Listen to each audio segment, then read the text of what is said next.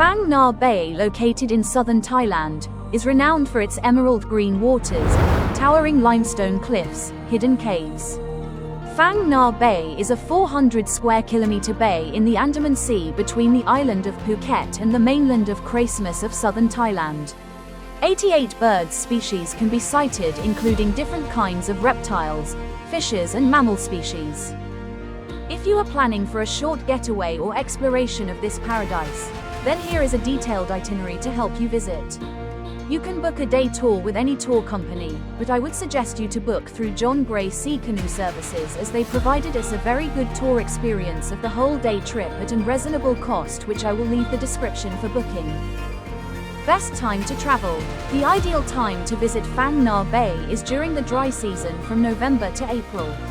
During these months, the weather is very pleasant and the seas are calm, making it a perfect getaway for both kayaking or water activities. Travel tips, tours and transportation. Many tours depart from Phuket, Krabi and Khao Lak.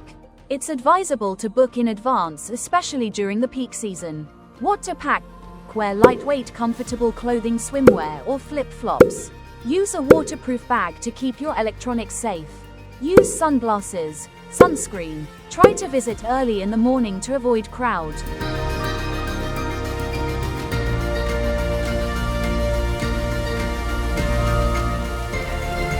Welcome to one of Thailand's most breathtaking natural wonders, Ao Phang Nga National Park. A place where time slows down, nature reigns supreme, and every corner feels like a scene from a fantasy movie. Spend the whole day exploring Ao Phang Nga National Park, where you can kayak through mangroves and discover hidden caves and lagoons. The park supports diverse wildlife, including exotic birds, monkeys and rare reptiles including jellyfish. You can reach here by various tour operators from Rasada Pier.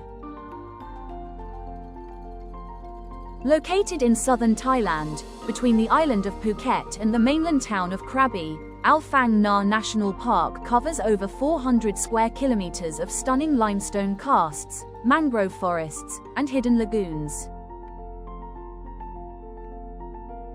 Whether you're an adventurer, a photographer, or just someone chasing peace, Ao Phang Nga offers an unforgettable escape into nature's most awe-inspiring playground.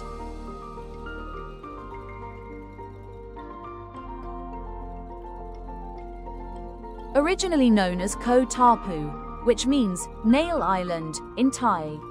This striking rock formation shot to fame after Roger Moore's James Bond movie of 1974. Now, it's a bucket list destination for movie fans and adventure seekers alike. But there's more to this place than just Hollywood fame. Pro tip: come early in the morning or late in the afternoon to beat the crowds, and bring water shoes. Whether you're a Bond fan, a nature lover, or just chasing unforgettable views, James Bond Island lives up to the hype.